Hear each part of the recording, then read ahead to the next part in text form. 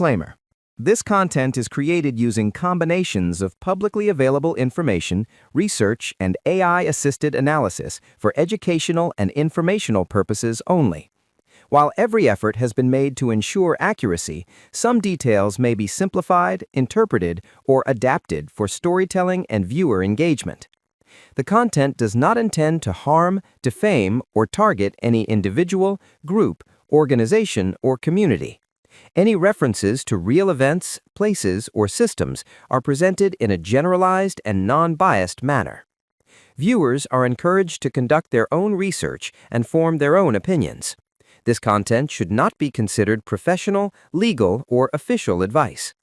Some elements of this content may be dramatized to enhance narrative quality while maintaining overall factual integrity. Viewer discretion is advised. So, since May of 2023, the state of Manipur in India has been in the grips of a really devastating ethnic conflict. But what's fascinating and kind of scary is that beyond the violence on the ground, there's another war happening. It's a war over the story itself, a battle for the narrative of what is happening and why. And in this explainer, we're going to dive right into that information war to see how the story became just as much of a battlefield as the land.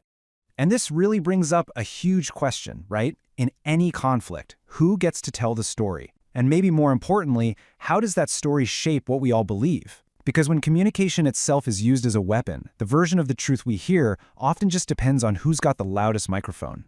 Now, to help us unpack all of this, we're basing our explainer on a specific research paper. It's called The Role of Media in Shaping Narratives of the Ongoing Ethnic Conflict in Manipur, and it's from the International Journal of Media, Journalism, and Mass Communications.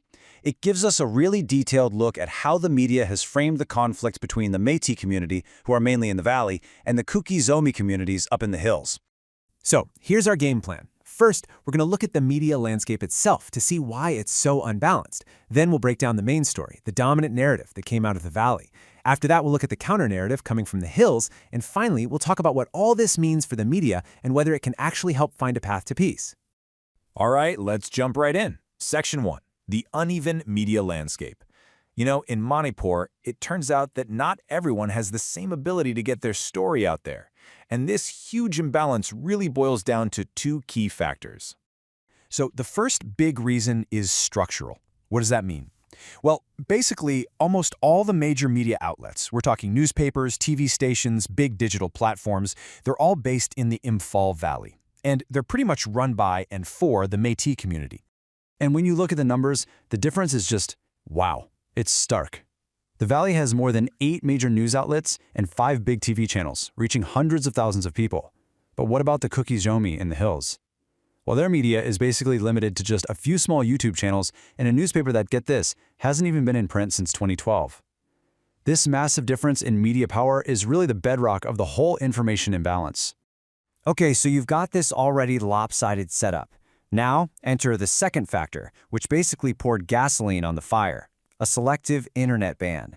The state government put it in place, saying it was to stop misinformation from spreading. But here's the thing. The ban wasn't rolled out equally at all. In the hill districts where the Kuki-Zo live, mobile internet was just cut off, completely.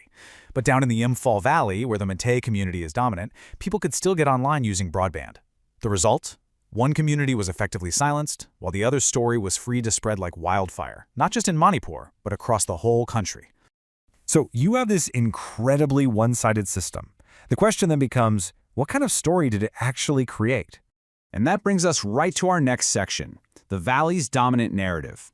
Because they had almost total control of the media, the Meitei-centric outlets were able to push a few key ideas to frame the entire conflict.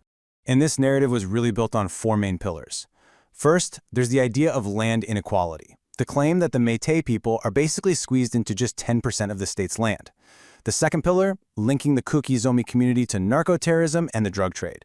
Third, painting them as illegal immigrants coming over from Myanmar, which creates this idea of a demographic threat. And finally, number 4, accusing the tribal communities of destroying forests. When you put all those pieces together, you get a really powerful story, don't you? It's a narrative that frames the Meitei community as the victims, as the protectors of Manipur's identity and its land, fighting off these outside threats. But of course, that's not the only story.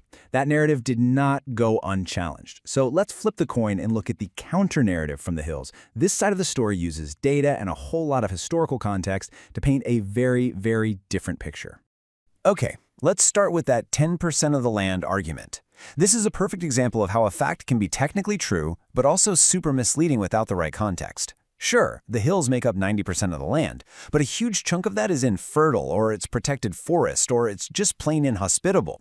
You can't really build a city or grow a lot of crops there. Meanwhile, that 10% in the valley, it's incredibly fertile, and it's where all the government offices, businesses, and infrastructure are concentrated. All right, next up, that narco-terrorism claim. The counter-narrative from the Kuki-Zo doesn't deny that poppy cultivation happens. They argue that, yeah, some poor farmers get involved, but the real kingpins, the ones running the show, are often based in the valley. And more importantly, they point to official data that really messes with that simple narrative.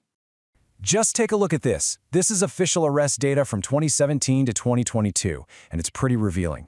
It shows that arrests for drug cases are spread across different communities. Actually, in a few of these years, the number of Muslim individuals arrested was way higher than the number of Kuki-Chin individuals.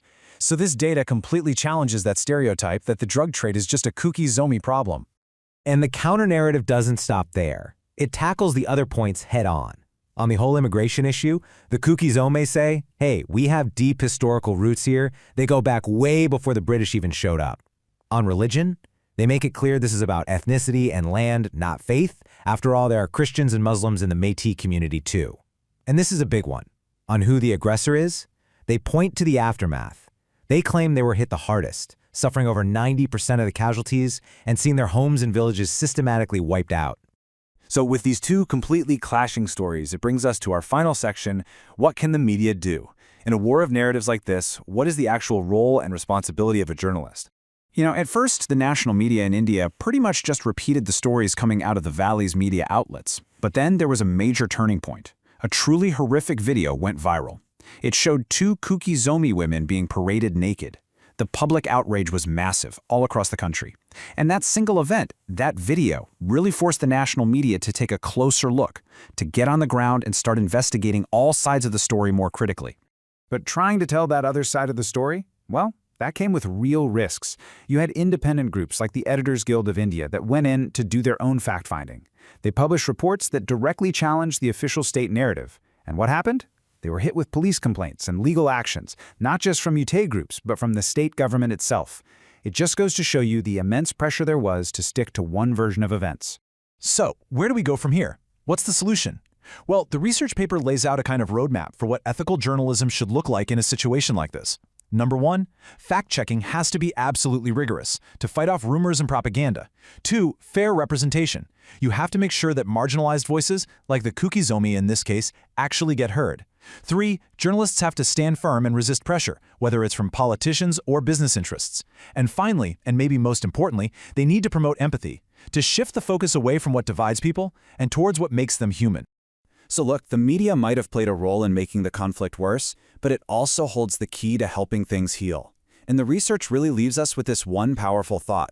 Ethical journalism isn't just about listing off facts. It's about actively building bridges between divided communities and helping to create a peace that can actually last. This whole battle over the story in Manipur is a huge reminder for all of us, really. It leaves us with one last critical question to think about. The next time you see a headline or a story from any conflict zone anywhere in the world, how will you stop and ask, who is telling this story? Whose voice isn't being heard? And what parts of the story are being left out?